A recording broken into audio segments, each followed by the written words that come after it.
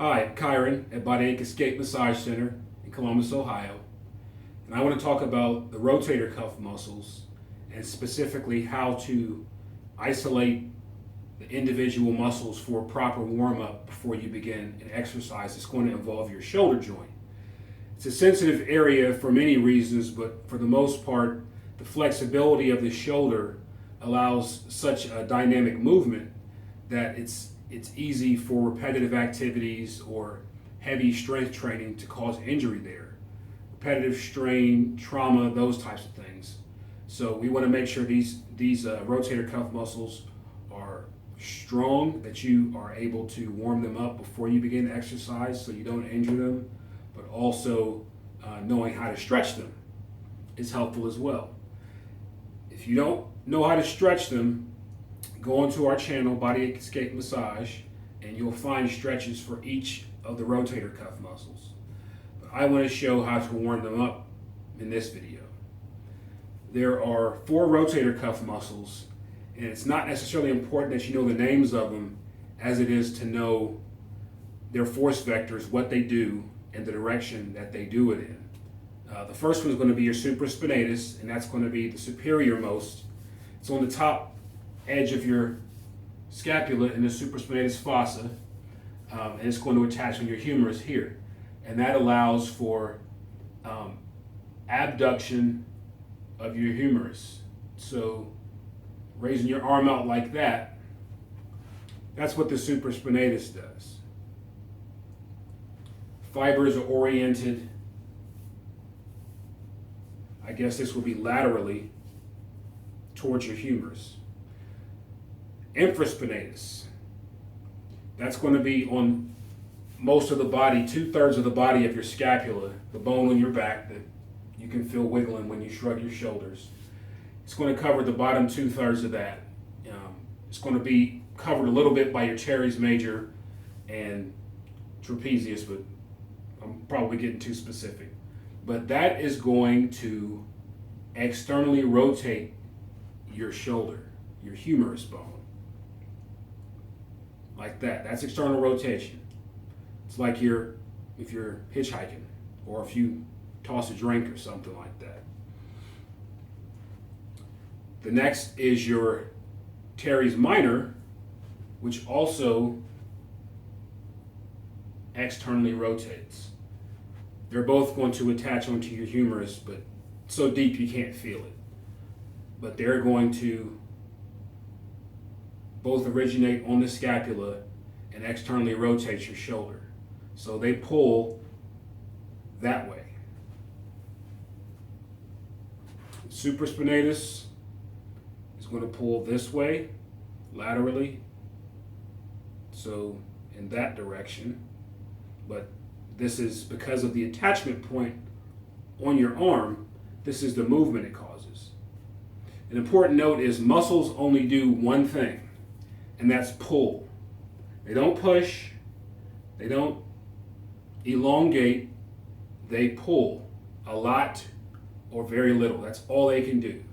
So you have to know the direction that the fibers orient and where they originate and insert so you can figure out what the force vector is, what they do to the joint.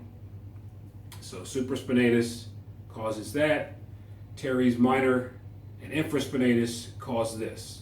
They're both oriented horizontally oriented fibers, but the infraspinatus and teres minor attach lower on the arm and lower on the scapula. So they can't pull like this.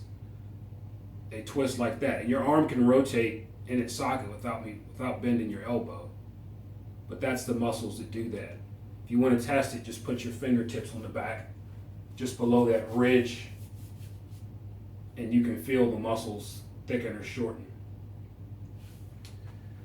The last one is the subscapularis, and that is deep or beneath your scapula. It's between your ribs and your scapula, so it's under the bone that's on your back. It's under that shoulder blade, and that's going to attach on the front of the arm, and it's also lower than the shoulder joint, so it is not going to pull out.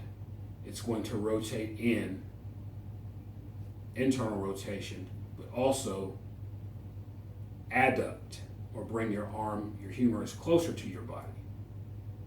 That direction or that direction. So, if I want to warm up my supraspinatus, I need to focus on an exercise that is going to, with very moderate tension, get the joint movement that I need for that muscle, but also isolated so that I can warm that muscle up. So it's important to go very light. If you go heavier, then you're going to be using other muscles and recruiting them, and that's not our purpose. So you can use, I have a rubber band, but you can use exercise bands. That's the easiest way to isolate. When you start adding weights in there, it can get a little confusing, and we'll talk about that a little bit later. So I put the rubber band on my wrists like this, and then just let my arms rest at my sides. And then I'm just pushing outward. Notice how I'm not shrugging, and my hands, the palms are facing my sides, and I'm just pushing my wrists against the tension in the rubber bands. You can do one arm at a time, and you notice how I'm not going very high. If I come up here, what you may notice is my shoulder elevates. Let me show you that again. Now my shoulder and scapula elevate. We're not working the trapezius, we're just working the supraspinatus. So as soon as you feel this start to happen, that's when you've gone far enough. So that's a good warm up for the supraspinatus. The infraspinatus in teres minor, because they externally rotate, I want to have some easy resistance that's pulling internally. So now I have that same rubber band position, but I'm keeping my elbow to my side, and I'm just pushing my wrist away from the center of my body. That's this with the other side. Not a lot of rotation. Once I start doing this, you can see my shoulder blade starts moving, my clavicle starts moving. This is correct. This is incorrect. Doesn't have to be a lot of movement because we're trying to isolate very small muscles. These muscles are stabilizers, they're not prime movers.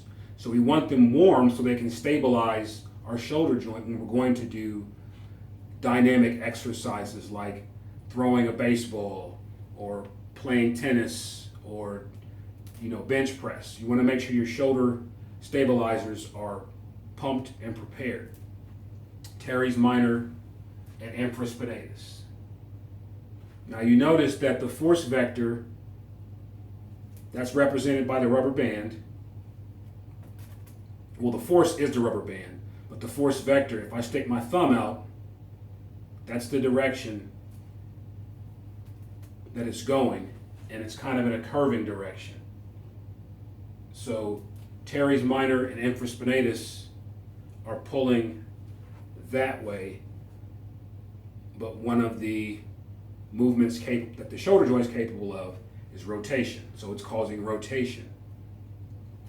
Supraspinatus, force vector, force is the same, but the force vector is that direction, because as the muscle shortens, it's pulling the humerus up towards the attachment. So the force vector is that way.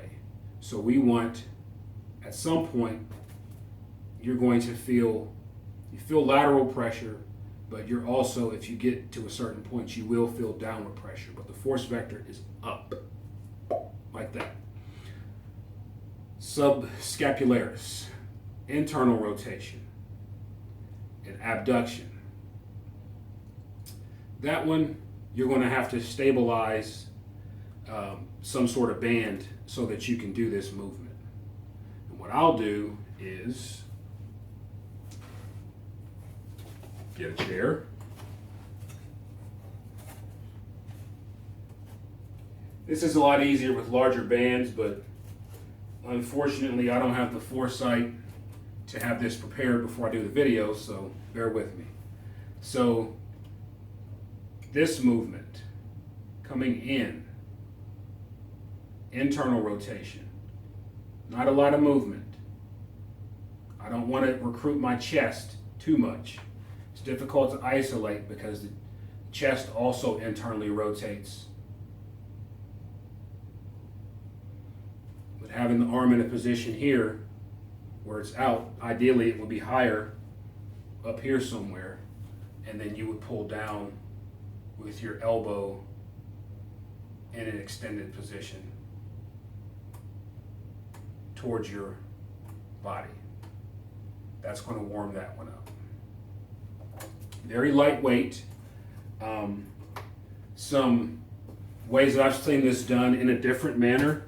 I won't presume to know what people are doing or what is in their mind, but I will tell you that for rotator cuff muscle warm-ups, if you are doing a motion with a dumbbell, the dumbbell is going to, if it's forced, is going to pull down, right? So the only rotator cuff muscle that needs that force vector upward, so it needs downward weight, is the supraspinatus. But if someone is holding a dumbbell and doing this, that's not the movement the supraspinatus initiates. This is the movement the supraspinatus initiates. So a dumbbell like this is fine. A dumbbell like this, you get a good bicep warm up because that's what the force vector is. It's pulling down. If you want to do that exercise, then you would need a band instead of a dumbbell. The dumbbells, everyone knows if you take a dumbbell, hold it in front of you and let it go, it's going to fall to the ground. That's the force vector. I'm sorry, that's the force. Force vector that you need to overcome that is up. So if I bend my elbow, that's what I'm working. Nothing over here. In that same position, doing that same movement, if I have a band, that's how I isolate my infraspinatus and teres minor. The opposite direction, pulling inward, that's how you would isolate your subscapularis. Hopefully that's helpful for you. Again, this video is for informational purposes and is designed for people that are healthy enough for exercise and activity. Consult a personal trainer for more information.